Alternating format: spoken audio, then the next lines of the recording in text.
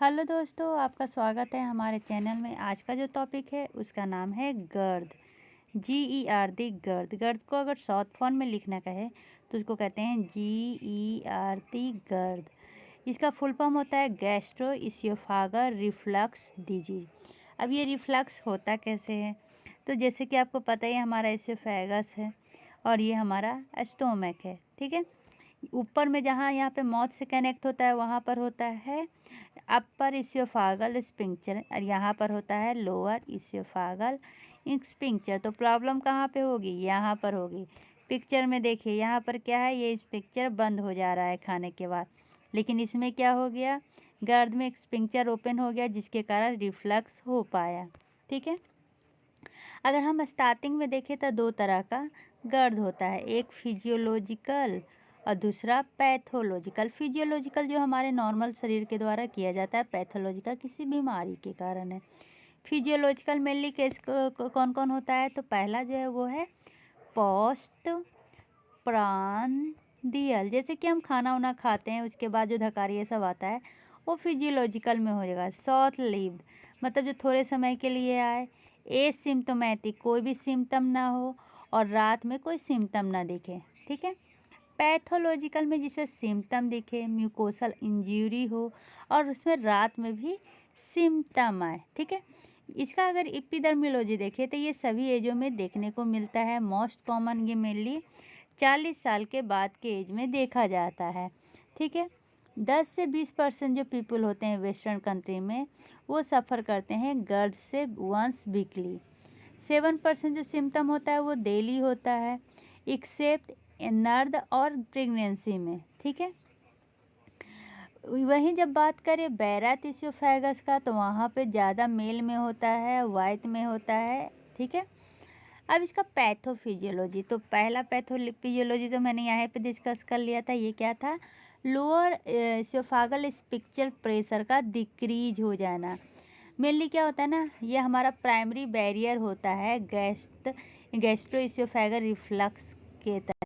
Decrease lower oesophageal sphincter pressure, इसमें क्या होता है, जो हमारा ये स्पिंक्चर होता है ना, ये वाला, ये प्राइमरी बैरियर होता है गर्द के लिए। मतलब कि ये जो भी खाना ये सब है पेट में, उसको वापस जाने के लिए कौन पहला होता है? ये जो लोअर इसोफेगल स्पिंक्चर प्रेशर होता है वही होता है, ठीक है।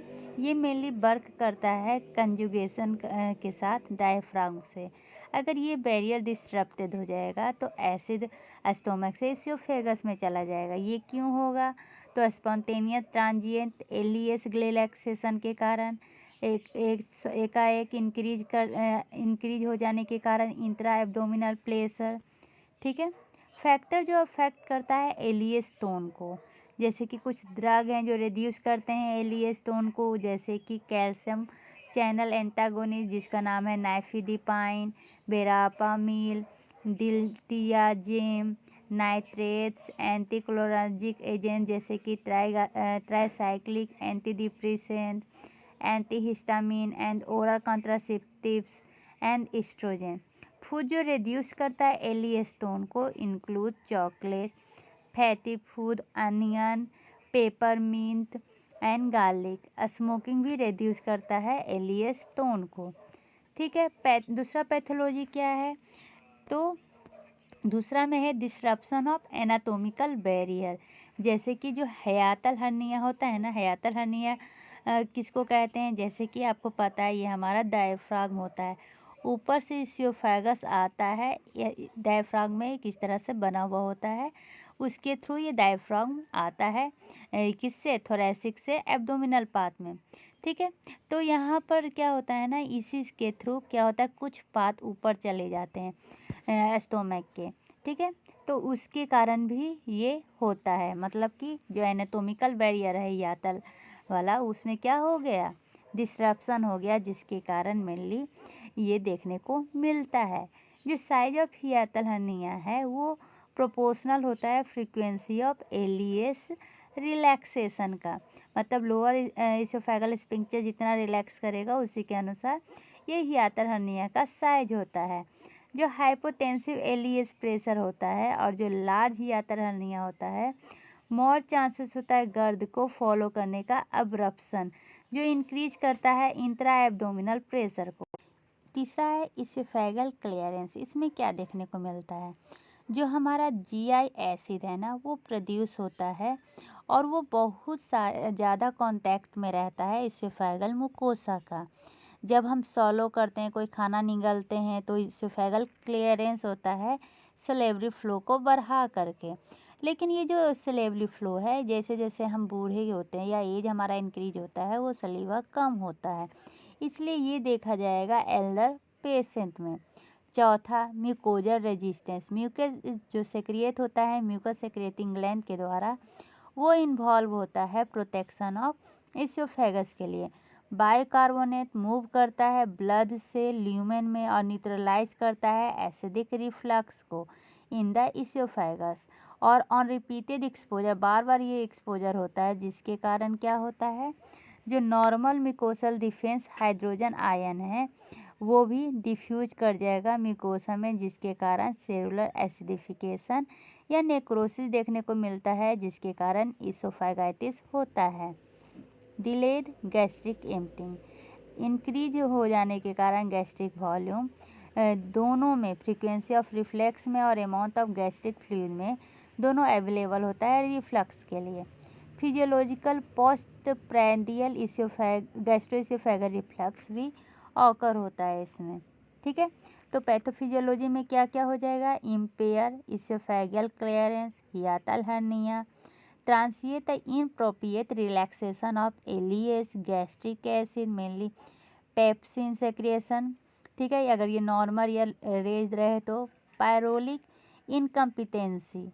ठीक है, impair salivary function, impair oesophageal mucosal defence, reduce resting pressure of the LES, delay gastric emptying. ठीक है, तो इसमें कॉम्प्लिकेशंस क्या क्या दिखाई देंगे, तो मेनली ये कॉम्प्लिकेशंस में इरोसिव इसोफागाइटिस देगा। ठीक है, ये कॉम्प्लिकेशंस है मेनली 40 to 60% गर्द पेशेंट में देखा गया है। ठीक है, दूसरा है इसोफेगल स्ट्रक्चर, ये नैरो हो जाएगा मेनली। ये जब इरोसिव इसोफेगाइटिस का हीलिंग होता है ना, जिसके कारण ये इसोफेगल स्ट्रक्चर देखने को मिलता है, इसमें डायलेशन की ज़रूरत पड़ती है। तीसरा टाइप का जो कॉम्प्लिकेशंस है उसको कहते हैं बारेट इसोफेगस। इसमें क्या होता है, इसोफेगस इसमें मेनली जो यहाँ पर वाला स्क्वामस सेल होते हैं ना, वो कॉल्यूमनल सेल में चेंज हो जाता है, और ये ज़्यादा दिन तक रह गया तो फिर ये एडिनोकार्सिनोमा भी हो सकता है। ठीक है, ये 30% चांसेस होते हैं इसके कारण।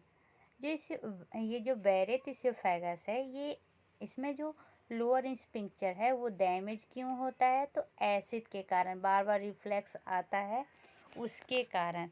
और ये जो रिफ्लक्स एसिड का आता है उसके कारण पहले क्रोनिक इसोफेगाइटिस होता है, फिर वहाँ पर धीरे धीरे मेटाप्लास्टिक चेंजेज होने लगते हैं और स्क्वामस से रिप्लेस होने लगता है एबनॉर्मल कॉल्यूमनल सेल से।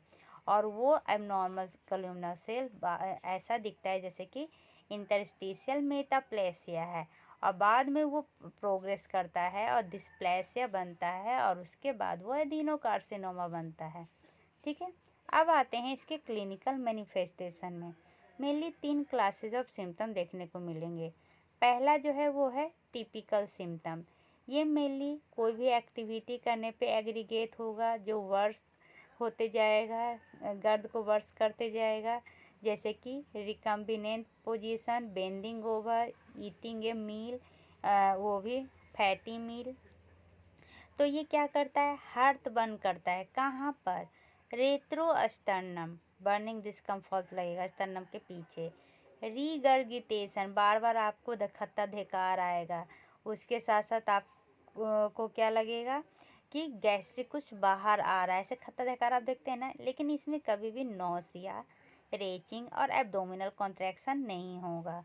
हाइपर सेलिवेशन होगा, मुंह में बहुत ज़्यादा पानी होंगे, ब्लेंसिंग, पेट में गैस भरेगा। ठीक है, एटिपिकल सिम्टम, एटिपिकल सिम्टम में क्या होंगे, तब कुछ में एक्स्ट्रा इसोफेगल सिम्टम भी देखने को मिलता है, जैसे जो इसको और डिफ़िकल्ट बना देता है इसको रिकॉग्नाइज करने में। जैसे कि अगर ये स्पेशली इंडोस्कोपिक स्टडी अगर नॉर्मल रहा तो, जैसे कि non allergic asthma, hoarseness, pharyngitis, chest pain, dental erosion. Alarm sign क्या है? अलार्म साइन और सिम्टम, ये सिम्टम जो होता है वो इंडिकेटिव होता है कॉम्प्लिकेशंस ऑफ गर्थ के लिए, जैसे कि Barrett oesophagus, oesophageal sphincter, oesophageal cancer. वो कौन कौन सा है? Dysphagia, early satiety, GI bleeding, odynophagia, vomiting, unexplained weight loss, iron deficiency anaemia, choking, continual pain. Diagnostic evaluation में क्या करेंगे? अगर क्लासिकल या टिपिकल सिम्टम हो जैसे कि हार्टबर्न, रिगर्गिटेशन, तब मेनली एग्जिट होता है। अलार्म सिम्टम है उसके एब्सेंट में, जो डायग्नोसिस करता है गर्द को और क्लिनिकली ट्रीटमेंट इनिशिएट करता है। अब इसमें ट्रायल हम कौन कौन से मेडिकेशन का करेंगे? तो सबसे पहले प्रोटॉन पंप इनहिबिटर का करते हैं। ये मेनली किया जाता है गैस्ट्रिक को कम करने के लिए। अगर इससे भी कोई रिस्पांस ना हो 2 से 4 वीक में, तो हम पीपीआई के डोज को बढ़ा देते हैं। अगर पीपीआई रिस्पांस इनएडिक्वेट हो तो हम कंफर्म करते हैं इसोफेगो गैस्ट्रोडियोडनोस्कोपी से 24 आवर पीएच को मॉनिटर करके। अब ये इसोफेगो गैस्ट्रोडियोडनोस्कोपी होता क्या है? इसमें मेनली इंडोस्कोपी किया जाता है, जिसमें बायोप्सी अगर हो ज़रूरत हो तो किया जाता है। इसमें पेशेंट में अलार्म साइन और सिम्टम देखे जाते हैं। अगर मेडिकेशन फेल हो रहा है मेडिकेशन का ट्रायल, तो फिर लॉन्ग टर्म ट्रीटमेंट का ज़रूरत होता है। ये डिस्टिंग्विश करता है इसोफेगाइटिस और बारेट मेटाप्लेसिया का। इसमें अगर इंडोस्कोपिक फीचर्स भी एब्सेंट हो तो ये एक्सक्लूड नहीं करता है गर्द डायग्नोसिस को। ये कंफर्मेशन क्या को करता है कि कोई जो अदर ये जैसे कि इसोफेगिटिस है या बारेट मेटाप्लेसिया, इसको ये कंफर्म करता है, लेकिन गर्द को ये रूल आउट भी नहीं करता है। इसमें कुछ एसिड यूज होते हैं, जैसे कि परफ्यूजन टेस्ट किया जाता है और स्टैंडर्ड एसिड रिफ्लक्स टेस्ट भी किया जाता है। पीएच का मॉनिटरिंग हम कैसे करेंगे? तो 24 आवर पीएच का मॉनिटरिंग करके ये हेल्प करता है इस्टेब्लिश करने में कि जो presence of acid above LES है उसके कारण ये इसोफेगस डैमेज तो नहीं हो रहा है। ठीक है, डॉक्यूमेंट कैसे होगा? Amount of time, oesophageal pH के अमाउंट ऑफ टाइम अगर लो रहा तो ये। अब पेशेंट जिसको मान लीजिए कि क्या हो रहा है, आपके पास पेशेंट आया, उसको हार्ट बर्न है। ठीक है, क्या है? हार्ट बर्न है। उसका आप ट्रीटमेंट स्टार्ट कीजिएगा या तो H2 ये रिसेप्टर एंटागोनिस्ट या पीपीआई प्रोटॉन पंप इनहिबिटर देंगे। ठीक है, उसको एक दिन में 2 बार देंगे, एक दिन में 4 बार देंगे। अगर 2 बार दिए, गुड रिस्पॉन्स है, तो उसके बाद क्या करेंगे? फ्रीक्वेंट रिलैप्स करेंगे। उसके बाद ट्रीटमेंट तभी करेंगे जब ज़रूरत हो, जब ठीक हो जाए तो छोड़ देंगे। ठीक है, अगर मान लीजिए कि क्या हो रहा है कि ये गुड रिस्पॉन्स नहीं शो कर रहा है, तो हम इसको 4 टाइम्स कर देते हैं। ठीक है, या फ्रीक्वेंट रिलैप्स माने कुछ दिन पे बार बार आ रहा है, तो भी इसको हम 4 टाइम्स कर देते हैं। मान लीजिए कि अब गुड रिस्पॉन्स हो गया 4 रिस्पॉन्स करने पे, तब तो ठीक है। क्या करेंगे फिर? मेंटेनेंस थेरेपी करेंगे, धीरे धीरे लो डोज करके। सिस्टम अगर परसिस्ट हो रहा है तो फिर हम ईजीडी करवाएंगे। ठीक है, लेकिन अगर मान लीजिए कि इसका गुड रिस्पॉन्स नहीं है, तो हम 4 डोज में भी इसका डोज बढ़ा देंगे। ठीक है, और उसके बाद अगर गुड रिस्पॉन्स है तो फिर उसको डोज धीरे धीरे घटाएंगे। सिम्टम अगर परसिस्ट है तो फिर ईजीडी करवाएंगे। अगर रिस्क फैक्टर इसमें क्या है, 45 ईयर्स से ज़्यादा है, वाइट मेल और 5 साल से सिम्टम ज़्यादा रह गया, तब हम ईजीडी करवाएंगे। ठीक है, लेकिन अभी भी 4 बार देने के बाद, उसके बाद उसका डोज बढ़ाने के बाद भी गुड रिस्पॉन्स नहीं है, तो फिर हम ईजीडी और पीएच मॉनिटरिंग करेंगे। ट्रीटमेंट गोल क्या रहता है कि पेशेंट को सिम्टम से रिलीफ करवाना, ठीक है, और जो हीलिंग हुआ है उसको सही करना और कॉम्प्लिकेशंस को डेवलपमेंट से रोकना। तो लाइफ इसमें क्या करेंगे, बेहतर लिविंग करेंगे, मतलब कि लाइफ स्टाइल में मॉडिफिकेशन करेंगे, ज़्यादा खाना को अवॉइड करेंगे, एसिडिक फूड को अवॉइड करेंगे। अब एसिडिक फूड कहने का क्या मतलब है, जो सिट्रस या टोमेटो खाते हैं, जो अल्कोहल लेते हैं, जो कैफीन, चॉकलेट, अनियंस, गार्लिक और पेपरमिंट लेते हैं, उसको अवॉइड करेंगे। फैट इंटेक को कम करेंगे। उसके बाद अवॉइड करेंगे lying down within 3 to 4 hour after the meal. Head elevate करके सोएंगे बेड पे। अवॉइड करेंगे मेडिसिन जो गर्द को बढ़ाए, जैसे कि alpha agonist, theophylline, nitrate, sedatives, NSAID, calcium channel blocker. Avoid करेंगे टाइट क्लॉथिंग, वो भी वेस्ट के चारों तरफ। लूज वेट करने का ट्राई करेंगे या स्मोकिंग को स्टॉप करेंगे।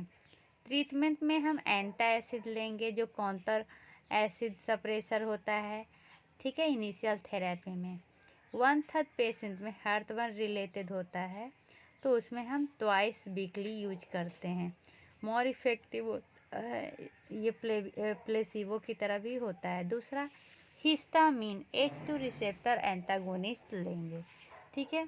तीसरा में क्या होगा, तो आप कितना लेंगे ये, तो सिमेंटाडिन ले रहे हैं तो 400 से 800 mg ट्वाइस डेली। फेमोटिडिन ले रहे हैं तो 20 से 40 mg ट्वाइस डेली। निजातिडिन ले रहे हैं तो 150 mg ट्वाइस डेली। रानिटिडिन ले रहे हैं तो 150 mg ट्वाइस डेली, ठीक है, ये मिली लेते हैं।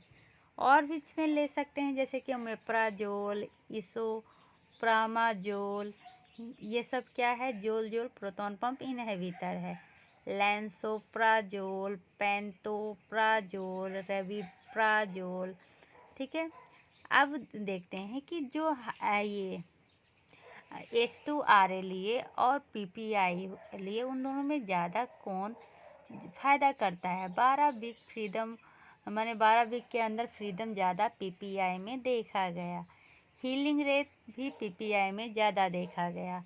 स्पीड ऑफ हीलिंग भी PPI में ये ज़्यादा देखा गया, 12% पर वीक, ठीक है।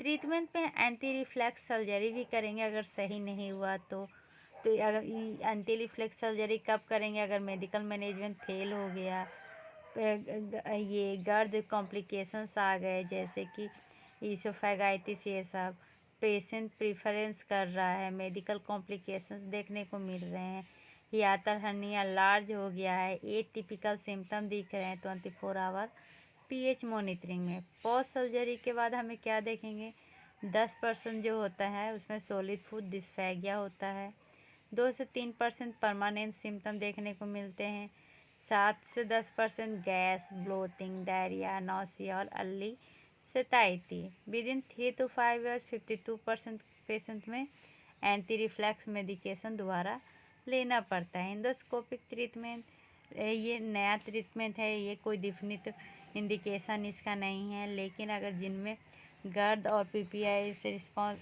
जो गर्द है वो पीपीआई थेरेपी को रिस्पॉन्स नहीं कर रहा है, तब उसमें हम देखते हैं। 3 कैटेगरी मेनली यूज होता है। रेडियो फ्रिक्वेंट एप्लीकेशन, जो एलईएच रिफ्लेक्स बैरियर को बढ़ा देता है।